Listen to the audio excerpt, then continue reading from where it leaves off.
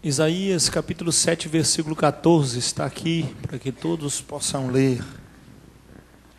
Diz assim o texto sagrado: Portanto, o Senhor mesmo vos dará um sinal. Eis que a virgem conceberá e dará à luz um filho. Ele chamará Emanuel. A palavra do Senhor nos diz que foi dado um sinal. E que esse sinal era a manifestação da glória de Deus como resposta ao seu povo. A palavra do Senhor nos diz que este Filho do Altíssimo seria chamado de Emanuel.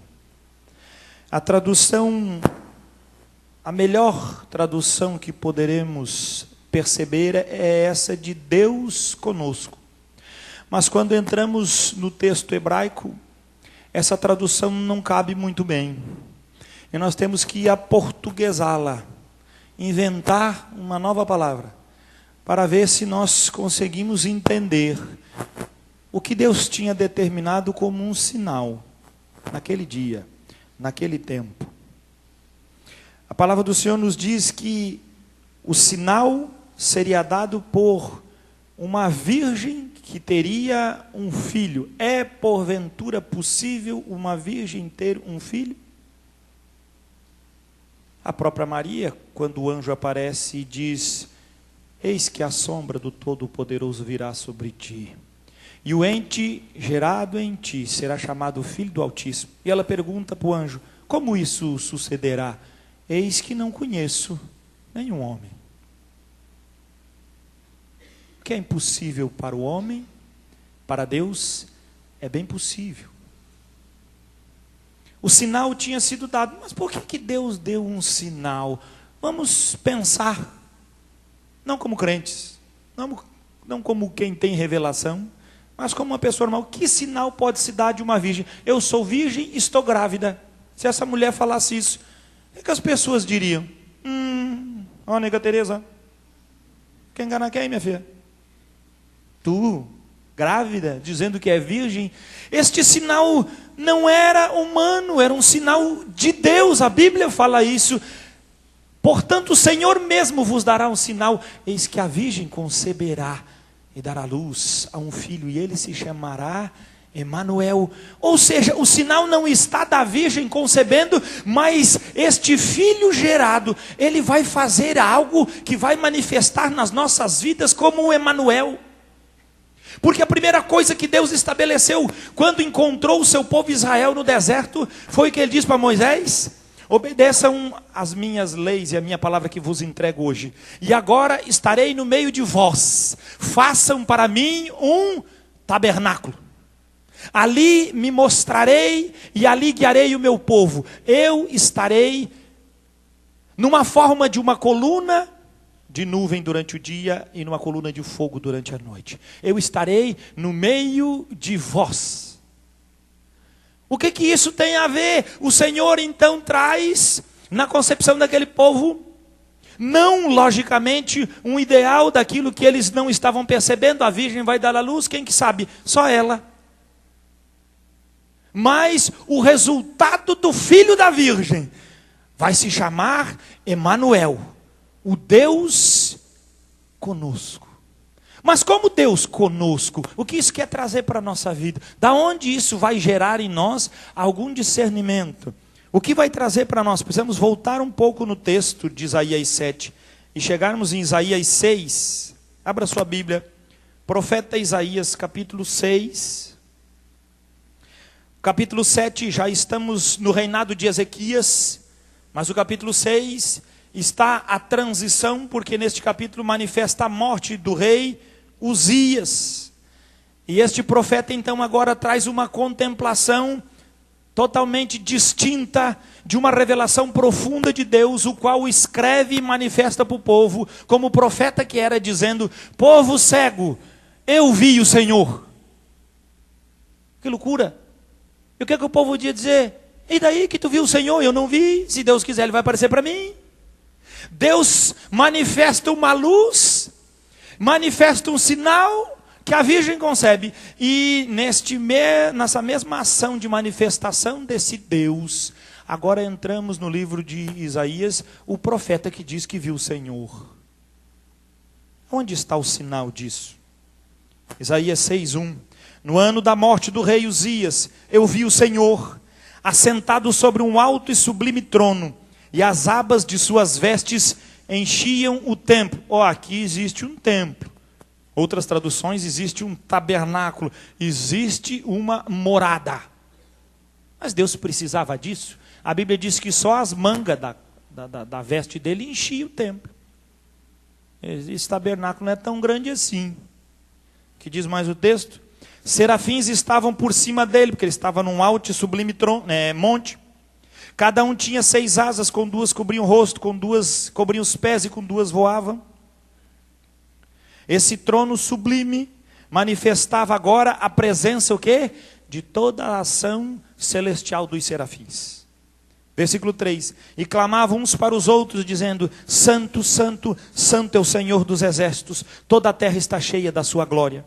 As bases do limiar se moveram, a voz do que clamava, e a casa se encheu de fumaça. Aqui novamente há a tradução dizendo: e o tabernáculo recebeu a presença do Senhor. Versículo 5. Então disse eu: ai de mim, estou perdido, porque sou homem de lábios impuros, e habito no meio de um povo de impuros lábios. E os meus olhos viram o Rei, o Senhor dos exércitos. Que visão teve esse homem? Aterradora. Ele poderia, e assim escreveu nas Escrituras, e os anos milhares passaram, e chega a sabedoria até nós nesses dias. O que este homem contemplou, o que ele queria mostrar para nós, o que ele queria trazer nessa ação. O povo de Israel, e nós sabemos muito bem, preparou um tabernáculo para que o Senhor tivesse sua presença no meio do povo. E o tabernáculo lembra muito bem um santuário hoje aqui, como se nessa frente aqui tivesse um véu, e aqui ficava a arca da aliança. Este véu, como se tivesse, que aqui não tem véu nenhum, aqui separava o primeiro lugar. O segundo lugar era o Santo dos Santos, onde ficava a mesa da propiciação e o candelabro aceso todo o tempo. E lá fora tinha a entrada do santuário. O povo de Israel chamava a primeira porta o caminho. A segunda porta, a revelação da verdade. E da cortina para frente, a vida. Quando Jesus se apresenta em João para os seus discípulos, os discípulos então trazem para ele o questionamento dizendo: Mestre, mostra-nos o Pai, nós queremos saber quem é Ele, nós queremos ver. E Jesus diz: eu sou o tabernáculo de Deus que se chegou até os homens. Eu sou o Emanuel, eu sou o caminho, eu sou a verdade e eu sou a vida. Só eu posso me manifestar como caminho, só eu posso me manifestar como verdade, e só eu posso romper o véu do pecado que traz a separação, e posso colocar vocês dentro da vida eterna. Ele diz: eu sou a vida eterna. Quem crê em mim, ainda que esteja morto, viverá. Eu sou a ressurreição e a vida. O Senhor Jesus nunca disse que ele ficou fora do arraial. Nós, pecadores, não éramos dignos de entrar se não tivesse um sacrifício na porta. Nós, pecadores, não poderíamos entrar aqui, porque somente os sacerdotes poderiam. Nós, pecadores, jamais entraríamos, porque seríamos fulminados e morreríamos da presença de Deus. Mas o Senhor Jesus traz eu e você pelo caminho da salvação, apresenta-nos a verdade das coisas ocultas e nos leva no romper do véu a vida que emana de Deus. Este homem, Isaías, quando contempla isso, a palavra do Senhor diz que ele ficou aterrado e clamou e disse: ai de mim, porque os meus olhos viram o Senhor dos exércitos. Eu estou morto, um pecador viu essa glória. Vai, se lasque aí, danou-se, meu filho, não tem o que fazer. Traduz aí que eu quero ver agora, né? Como pode alguém entender? Mas o profeta que amava o Senhor percebeu. Ele viu, ele contemplou. Evangelho de João, capítulo 12.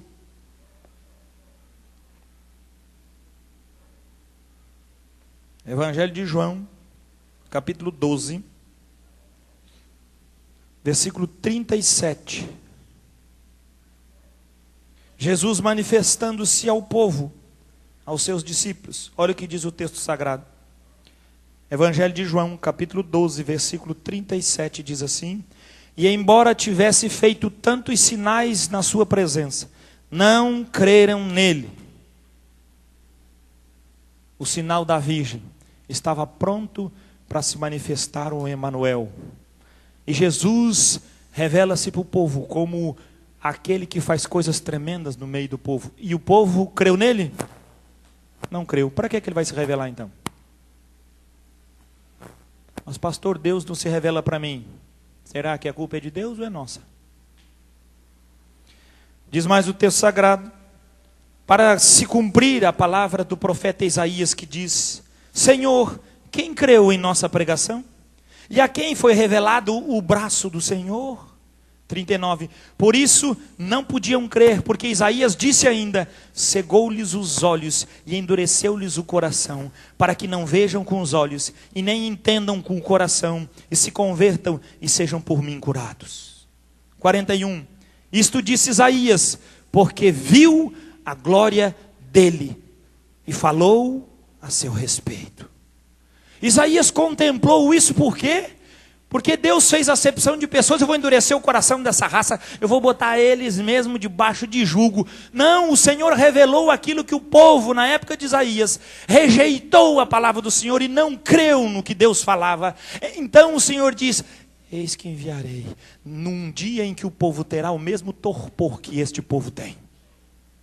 E Jesus, quando é enviado, o sinal começa a se manifestar no mesmo mover. Assim como Isaías pregou, falou, assim como Isaías manifestava poder, a presença de Deus, o povo não creu. Assim também aconteceria quando o Emanuel se manifestasse, quando o verbo de Deus, o Filho de Deus se manifestasse. E então, diz o texto sagrado, endureceu o coração, esse povo está cego, para que se cumpra o que disse o profeta Isaías. Quando ele viu o Senhor e a sua glória. Se você olhar em qualquer Bíblia, no rodapé, ele vai estar apontando que Isaías viu a glória do Senhor, lá em Isaías 6, no capítulo que nós lemos agora há pouco. O que quer dizer mais isso na nossa vida? Perceber a glória do Senhor é perceber muito mais do que nós podemos imaginar ou pensar. Perceber a glória do Senhor é estabelecer verdadeiramente a consciência de estar num caminho, conhecer a verdade e usufruir da vida. É ter a percepção profunda de que precisamos conhecer o Senhor como nunca conhecemos em todas as percepções da nossa vida. Por que isso, pastor? Volte um pouquinho, Evangelho de Lucas, capítulo 2.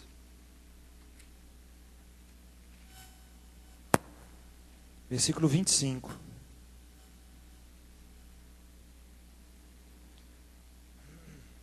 Evangelho de Lucas, capítulo 2, versículo 25. Diz o texto sagrado assim: havia em Jerusalém um homem chamado Simeão, homem este justo e piedoso, que esperava a consolação de Israel, e o Espírito Santo estava sobre ele. Revelara-lhe o Espírito Santo que não passaria pela morte antes de ver o Cristo do Senhor. Movido pelo Espírito, foi ao templo. E quando os pais trouxeram o menino Jesus para fazerem com ele o que a lei ordenava, Simeão tomou nos braços e louvou a Deus, dizendo: agora, Senhor, podes despedir em paz o teu servo, segundo a tua palavra, porque os meus olhos já viram a tua salvação, a qual preparaste diante de todos os povos, luz para a revelação aos gentios e para a glória do teu povo de Israel. E estavam o pai e a mãe do menino admirados do que ele se dizia. Simeão os abençoou e disse a Maria, mãe do menino: eis que este menino está destinado tanto para a ruína quanto para levantamento de muitos em Israel, e para ser alvo de contradição. Também uma espada transpassará a tua própria alma, para que se manifestem os pensamentos de muitos corações. Havia passado 8 dias, e a palavra ordenava pela lei que no 8º dia, o menino primogênito tinha que ir para o templo, para ser circuncidado e fazer uma apresentação ao Senhor com um holocausto. E o texto sagrado diz para nós que José e Maria cumpriram isso. Foram ao templo, levaram o sacrifício e entraram no templo. Quando eles entram no templo, há um grande mover. Um homem chamado Simeão se levanta no meio daquele templo, toma aquela criança nos braços, porque o Espírito revelava para ele que antes de ele morrer, os seus olhos viriam a salvação e a glória de Israel seria revelada. Engraçado, irmãos, a palavra de Deus não diz que os líderes viram, os pastores da época, os sacerdotes, ninguém teve revelação de Jesus, mas um homem cheio do Espírito Santo, que ansiava por ver a redenção de Israel, o Espírito revelou para ele: velhinho, tu que está caindo pelas tabelas, não vai morrer, porque os teus olhos ainda verão a glória de Israel. E quando ele entra no templo, diz a palavra movida pelo Espírito Santo, a Bíblia diz que ele veria, ele não se contenta, ele rompe aquele lugar, vê o pai e a mãe, toma aquela criança nos braços, e diz a palavra do Senhor, ele louva o nome do Senhor, e diz: ah, Senhor, agora despedes o teu filho, porque ele já viu a redenção de Israel, luz e revelação para os gentios, e a manifestação da glória do teu povo Israel. Ninguém viu naquele dia, mas o velhinho cheio do Espírito viu. Ninguém viu o sinal de Deus, mas o tabernáculo de Deus estava se manifestando. Nós pensamos que o tabernáculo de Deus, o Emanuel, se manifestou no nascimento. Não, meu filho. O tabernáculo de Deus se manifestou numa cruz ensanguentada. Porque um tabernáculo é feito com a mistura de adoração de homem com a santidade da presença de Deus. E somente um homem pôde verdadeiramente romper com o véu que separava pecadores da santidade absoluta de Deus. Este se chama Jesus Cristo de Nazaré. O texto sagrado diz para nós que este homem, com um grande brado e admiração, começa a falar a respeito de Jesus. Não sabemos quantos estavam naquele dia apresentando filhos. Quem sabe, gente, Jerusalém era enorme, Israel era muito mais. Quantos será que não tinha uma fila? Eu fico imaginando aqueles dois entrando, Maria e José, tímidos, Maria magrinha, pequena. Imagina o José, um homem de Deus, trazendo sua esposa, cumprindo todos os ritos lá fora. Quando eles entram no templo, aquele velhinho cheio do Espírito começa a gritar: ali está a salvação de Israel. Chegou o Senhor. Ah, foi manifestado as promessas sobre nós. O que estava oculto está sendo revelado. Que loucura! Por que isso? Não sabemos. Mas a coisa mais graciosa que podemos ver, diz o versículo 36, havia uma profetisa chamada Ana, filha de Fanuel, da tribo de Aser, avançada em dias, que vivera com seu marido 7 anos, desde que se casara, e que era viúva de 84 anos. Esta não deixava o templo, mas adorava noite e dia em jejuns e orações. E chegando naquela hora, dava graças a Deus e falava a respeito do menino. E a todos os que esperavam a redenção de Jerusalém. Amado, eu não sei o que você significa no seu coração, que você entende por todos. Mas a minha palavra diz que naquele templo, naquele dia, todos os que esperavam a redenção de Israel estavam presentes naquele lugar. Pode ser que tinham mais na terra, mas quem podia estar naquele templo, movidos pelo Espírito, estavam ali. E você pode dizer: puxa vida, pastor, o templo devia estar abarrotado. A Bíblia não diz nem um, nem dois, nem quantos. Mas uma coisa eu tenho certeza: estava ali os que esperavam a redenção de Israel. 1, Simeão. 2, a profetisa Ana. Pode ser que os nossos olhos vejam um Natal todo harmonioso, todo florido. É tempo de paz. Se você andar na rua, todos vão dizer: querido, dê paz, é hora de demonstrar amor. Ah, o Natal está chegando. Isso é coisas que os homens fazem. Mas a palavra do Senhor, e nós temos invocado nesse mês de dezembro, não a celebração de um dia de Natal, mas a convicção de celebrarmos o verdadeiro Natal. Porque o Natal todos celebram. Pastor Wilson ainda falou ontem, você entra na internet e vai ver a China, aonde a perseguição, onde mata crente. Se você entrar lá, está toda enfeitada para o Natal. Eles celebram o Natal, do qual o Senhor da glória se revela. E eles não têm conhecimento, não têm revelação de nada. Jesus desceu. Você vai no Japão, eles também celebram o Natal, está tudo enfeitado. Por causa de dinheiro, por causa de comércio. Você imaginou algum dia na sua cabeça que a China estaria enfeitada para o Natal? Isso é loucura, mas ela está. Mas onde está Jesus naquele contexto? Ele está bem longe. Mas nós aqui no Brasil sabemos. Quem sabe nós estamos tão longe quanto os chineses estão. Quem sabe eles estão mais perto de Jesus.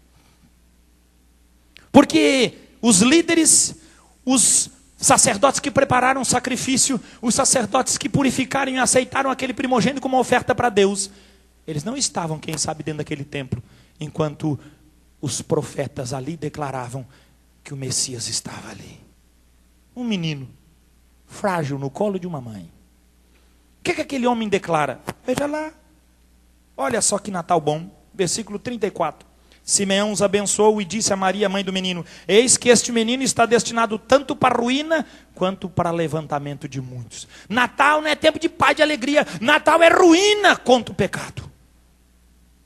Natal é tempo de fazermos, não aquilo que nós não fazemos o ano todo. É tempo de expressarmos o que nossa vida faz o ano todo, e não aquilo que nós não fizemos e queremos no Natal compensar. Dando um peru da sadia para um pobre que mora perto da nossa casa, dando um dinheirinho para alguém, querendo fazer algo de misericordioso. Isso todo mundo faz, mas os crentes, os regenerados, eles não podem ficar nessa lenga-lenga, eles têm que fazer muito mais. Porque na noite de Natal, na véspera, é lógico que nós podemos nos reunir com nossas famílias, mas por que não somos desafiados como diz a palavra do Senhor? Por que você não prepara um banquete na sua casa para quem não pode fazer um banquete para você? Por que você não prepara um presente e dá para alguém que não pode presentear você? A palavra diz que se procederes assim, agireis como filhos do Altíssimo, porque Deus dá coisas boas aos ímpios. Que bondade tem o Senhor para conosco, não é, meus amados? Que bondade tem o Senhor para conosco. Versículo 39. Cumpridas todas as ordenanças segundo a lei do Senhor, voltaram para a Galileia, para a cidade de Nazaré. Crescia o menino e se fortalecia, enchendo-se de sabedoria, e a graça de Deus estava sobre ele. Todos os que esperavam a redenção, o texto sagrado podia tecer uma lista e dizer: puxa vida, como coisa foi extraordinária, mas o texto se pegou naqueles que com o coração verdadeiramente ansiavam por aquilo. O desejo de ver a restauração pronta, perfeita, completamente manifestada. Carta de Paulo aos Colossenses, capítulo 1, versículo 13. Diz a palavra do Senhor: a manifestação do Emanuel sobre o povo de Deus, diz o texto sagrado. Colossenses 1, 13. Ele nos libertou do império das trevas e nos transportou para o reino do Filho do seu amor. Não pertencemos mais ao reino das trevas, fomos transportados para o reino do Filho do seu amor, no qual temos a redenção, a remissão dos pecados. Este é a imagem do Deus invisível, o primogênito de toda a criação.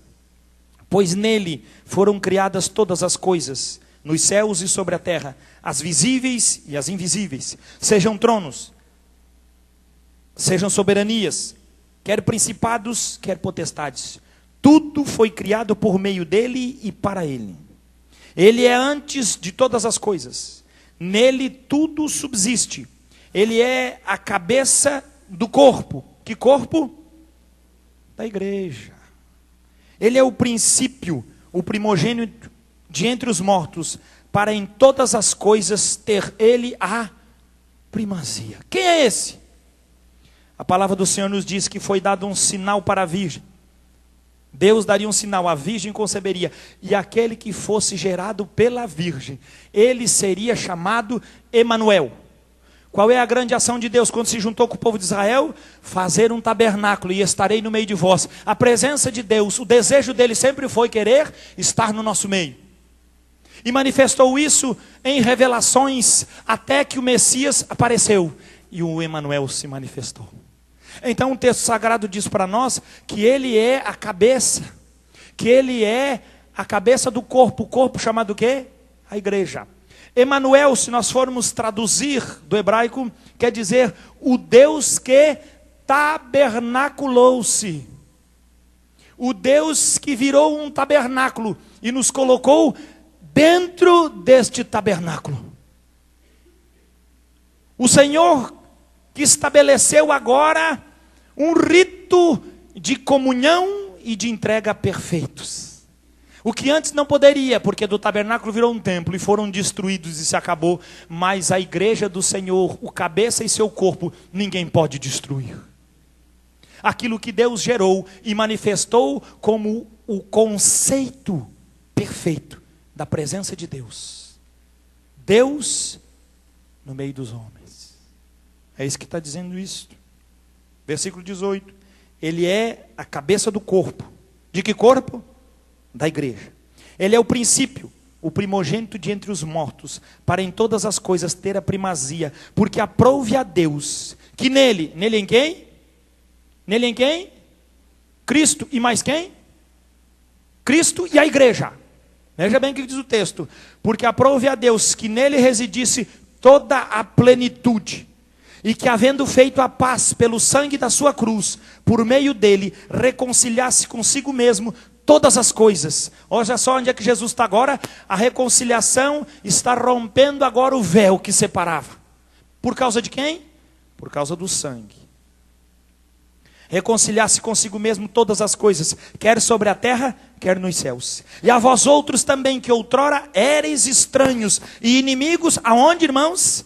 No entendimento, sem revelação, pelas vossas obras malignas. As obras malignas daquele povo fez com que o coração deles se endurecesse e não pudesse contemplar a glória do Senhor. As obras malignas do povo de Israel fez com que os milagres de Jesus não fossem suficientes para eles verem ali o Messias. Eles não creram no profeta, na mulher cheia do Espírito, naqueles que testemunharam e diziam: aqui está o Emanuel de Deus. Será que nós temos pregado nesse púlpito anos a fio, e você não tem vindo também sentar aí anos a fio, e ainda não creu na revelação do poder de Deus? Quem sabe hoje é dia de Natal para você, quem sabe hoje a luz possa resplandecer, e assim como apareceu para aqueles pastores, jogados fora da sociedade, dormindo ao relento, apareceu um grande anjo e disse: eis que vos trago novas de grande alegria, é que vos nasceu hoje na cidade de Davi, o Salvador. E quando ele termina de falar, diz a palavra do Senhor: rompeu os céus então, e eis que viram o exército do Senhor, cantando: glória a Deus nas maiores alturas, e paz na terra aos homens a quem Ele quer bem. Levantando-se rapidamente, foram até Belém, e o anjo disse: espera aí, quando chegarem lá terá um sinal. Eis que encontrarão um menino, envolto em panos, deitado numa manjedoura. Você conheceu alguém que nasceu numa manjedoura? Eu conheço. E pelo jeito e rito da história, só um homem nasceu na manjedoura. Um nasceu de parteiro, outro nasceu na cama, outro nasceu em casa, outro nasceu na Kombi, no hospital, no bombeiro, na ambulância. Mas um nasceu e foi colocado numa manjedoura. Nasceu num curral, numa estrebaria, num lugar onde ninguém imaginaria. Hoje, se falasse isso para um doutor, ele caía de costa, porque a higiene do lugar era uma coisa maravilhosa. Ponque, ponque, ponque para todo canto. Imaginou o cavalinho ali, o camelo, essa gritaçada, não podem descansar, viaja ainda aqui, nem dividir esse negócio. Porque você acha que a Maria pariu quietinha, ela é santa, né? Não, meu filho. Gemeu, gritou, se agarrou, berrou. Aquele dia, ninguém viu que o Messias tinha nascido. E nem aqueles pastores assim poderiam vir. Mas o Senhor revelou para eles. Você pode lembrar muito bem.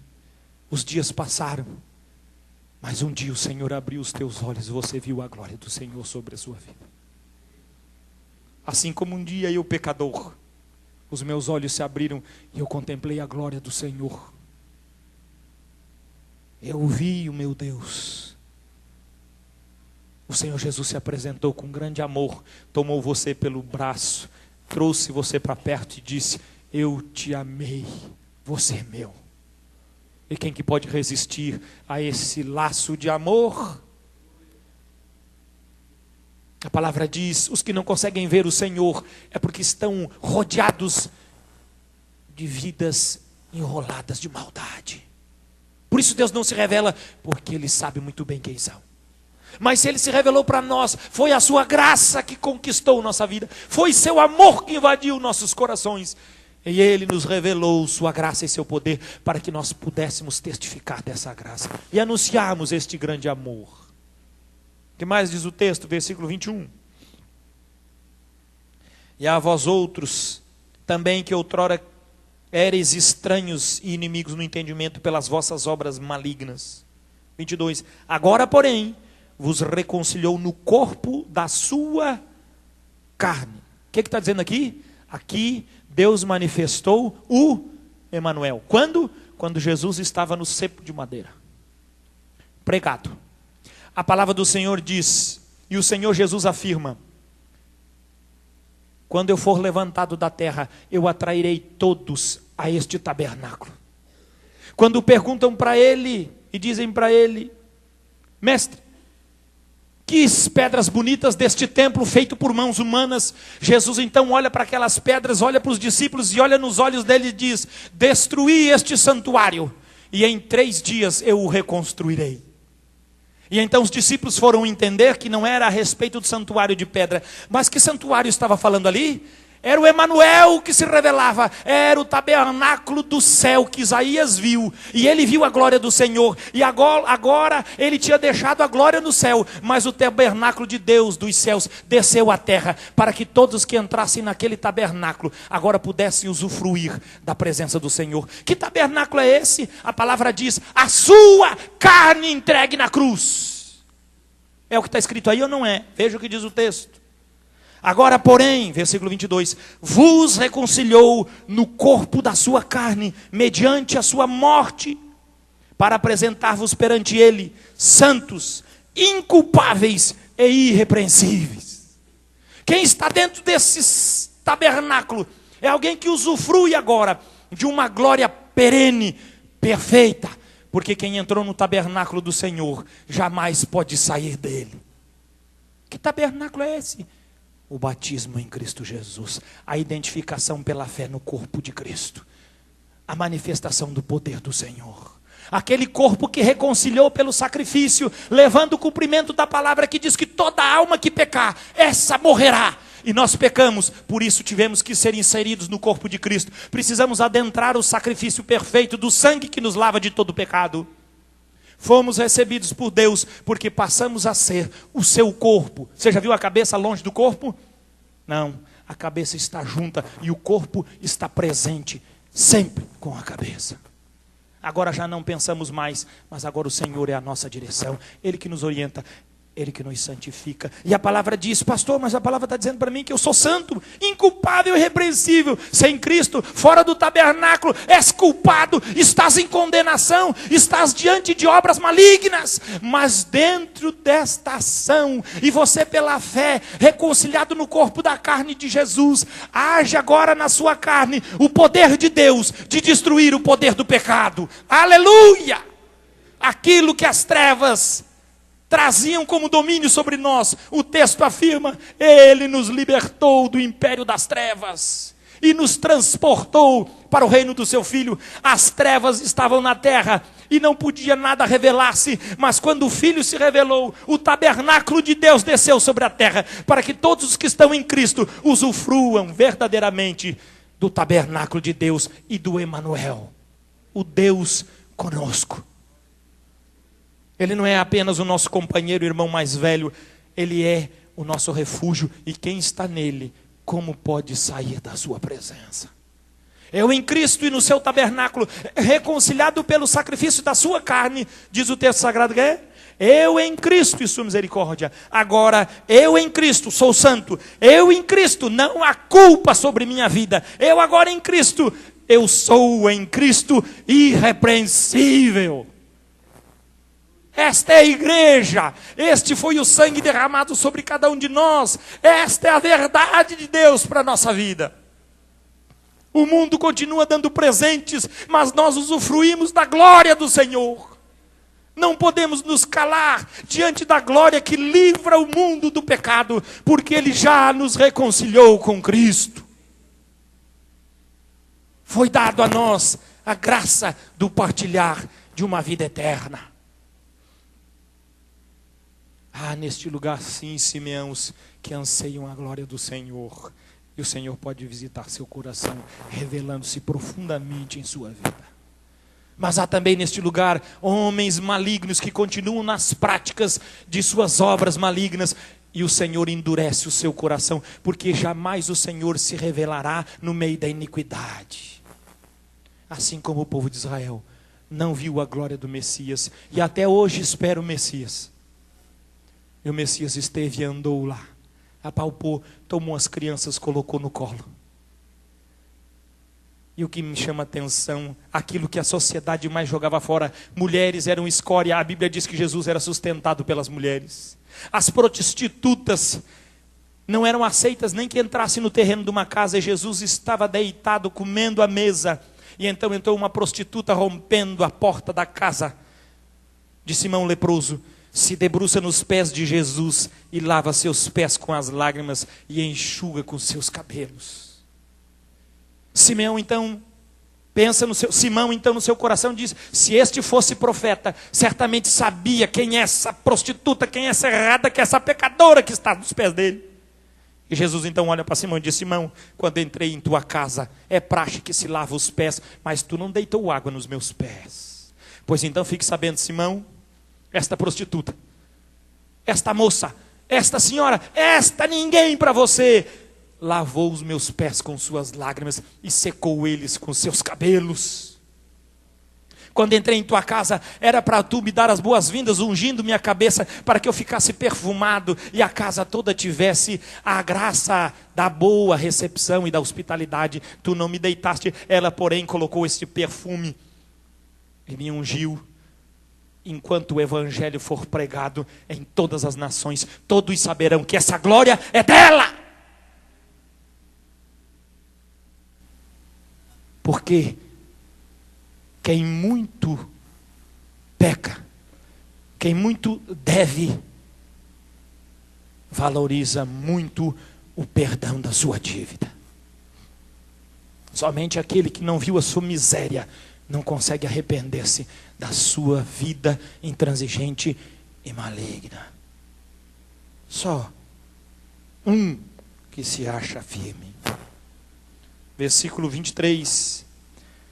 Se é que permaneceis na fé, alicerçados e firmes, não vos deixando afastar da esperança do evangelho que ouvistes e que foi pregado a toda criatura debaixo do céu, e do qual eu, Paulo, me tornei ministro.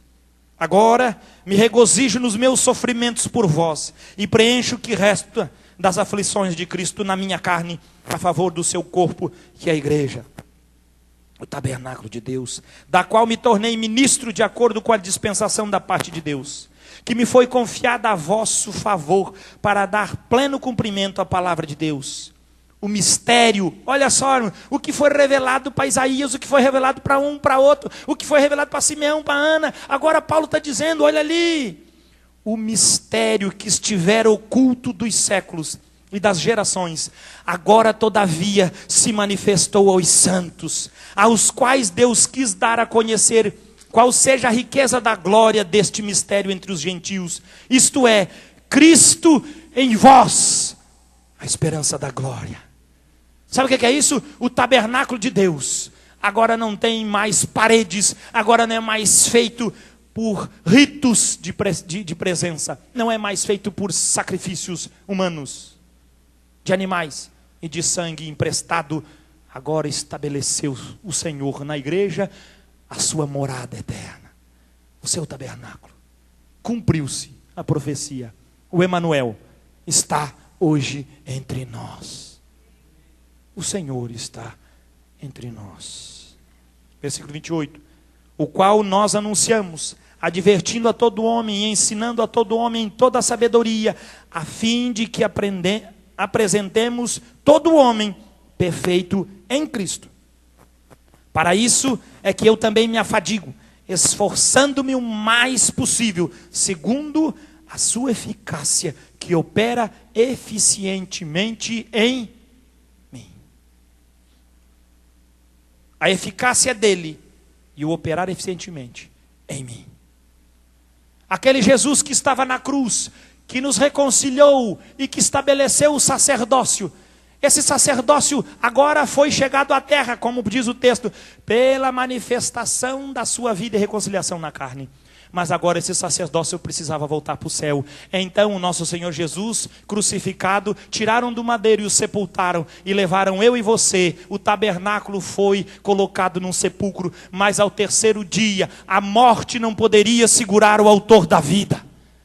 Ele ressuscita. E então agora a igreja usufrui o que diz o último versículo. Ele diz agora, versículo 29. Para isso é que também eu me afadigo, esforçando-me o mais possível, segundo a eficácia. A palavra diz energeia, o poder da ressurreição.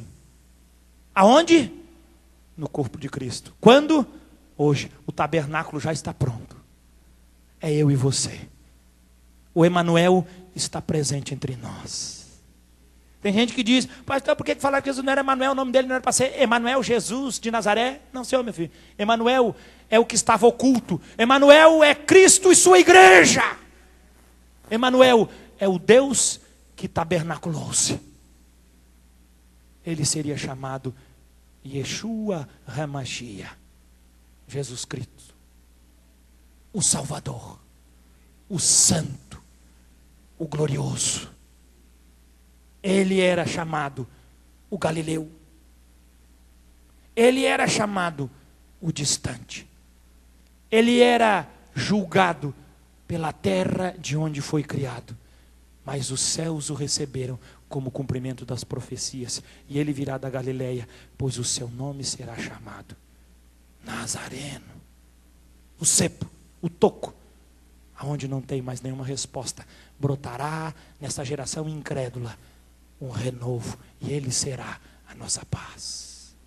Por isso, chama o Cordeiro Yeshua HaMashiach, Menet Jered, Jesus Cristo de Nazaré. Ele veio em carne, habitou entre nós. E a palavra diz, no primeiro capítulo de João, e o verbo se fez carne e habitou entre nós e chamou o seu povo. E ele diz, e ele veio para os seus. Venham, o tabernáculo de Deus está pronto. Venham, eis que eu sou a fonte de água viva. Quem tiver sede, beba da minha água e nunca mais terá sede. Quem entrar pela minha porta, passará por ela e encontrará pastagem. Eu sou o bom pastor. Ele anuncia que ele era o tabernáculo vivo o tempo todo. E Paulo agora, contemplando o texto, diz, queridos, aquilo que estava oculto, aquilo que era um mistério, revelou-se agora nos nossos dias. Jesus Cristo, o Salvador, e sua igreja gloriosa, com a vida deste Senhor. Nosso Natal não está muito fraquinho? Nosso Natal não está muito fora de foco?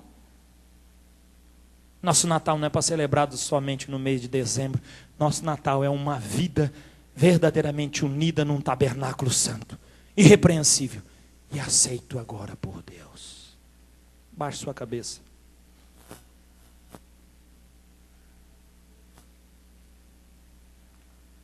Quero encerrar esta mensagem lendo um texto que se cumpriu em Atos dos Apóstolos. O que Simeão tinha dito, que seria este Jesus a revelação para os gentios. Atos 28, 25 a 31, diz assim: e havendo discordância entre eles, despediram-se dizendo, Paulo estas palavras, bem falou o Espírito Santo a vossos pais por intermédio do profeta Isaías, quando disse, vai a este povo e diz-lhe, de ouvido ouvireis e não entendereis, vendo, vereis e não percebereis. Porquanto o coração deste povo se tornou endurecido, com os ouvidos ouviram tardiamente e fecharam os olhos, para que jamais vejam com os olhos, nem ouçam com os ouvidos, para que não entendam com o coração e se convertam, e por mim sejam curados. Tomai, pois, conhecimento de que esta salvação de Deus foi enviada aos gentios, e eles a ouvirão. Estabeleceu-se o tabernáculo do Senhor com o seu povo que não o quis, pois o rejeitou, mas os gentios estabeleceram um tabernáculo para com o Senhor. Cumpriu-se a palavra do Senhor.